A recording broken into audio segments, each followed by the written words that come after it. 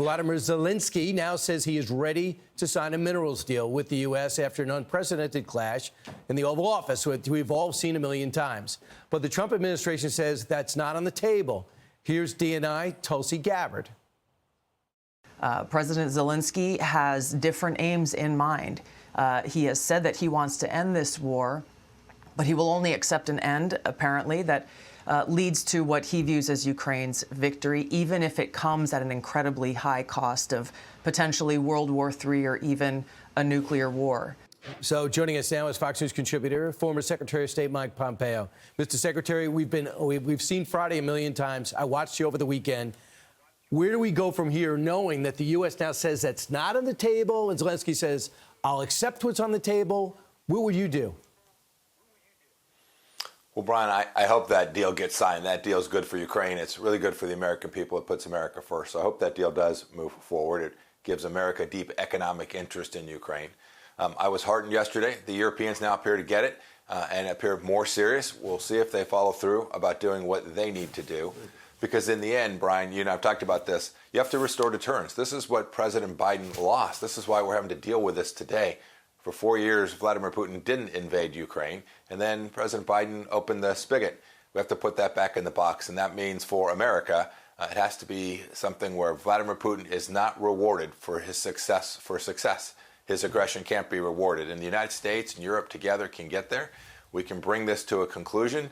Everyone wants a ceasefire, except apparently Vladimir Putin. He could stop fighting today, and has chosen not to. The focus needs to be on imposing costs on Vladimir Putin in a way that convinces him that it is not worth the candle to continue this fight. So from the early readouts, from the early negotiations with Russia, they came to the table. They want to restore U.S. relations. I didn't even really hear that before in the past.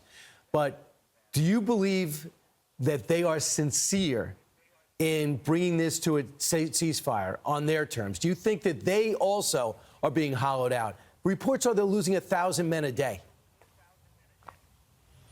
I don't think there's any doubt that the Russian military is very weak, that they are having real trouble. They have moved their economy to a war footing. I think that's kept their economy alive, partly because the sanctions that were put in place haven't been enforced. But, Brian, I don't trust a single thing the Russians said. Just so you know, when I hear Lavrov say something, I don't take it seriously. They've not honored the agreements that they've made in the past. It's why President Trump pulled out of treaties that we were in with him, because they had lied about what they were actually doing. This is about real power, real deterrence. President Trump knows exactly how to do that, and President Trump is in a great position to push the Europeans to continue their efforts to support Ukraine and deterrence and get us back to a place where there is more peace and prosperity in the world. The theater here, the theater in the Middle East, and the theater in Asia are all watching what's taking place, and Vladimir Putin can't be rewarded. So it doesn't bother you that they had a mini NATO summit meeting without us? And France and President Macron of France said, there needs to be a new strategic dialogue with European countries that don't have nuclear weapons because they can no longer depend on the American nuclear deterrent. That's pretty much an incredible statement from a NATO ally. You read that. What do you think? Yes, I think it's proven that NATO has been important to the United States for the post-World War 70-plus years. I'm glad that the Europeans are finally taking on the responsibility that they've had as part of NATO. We'll see if they follow through, Brian.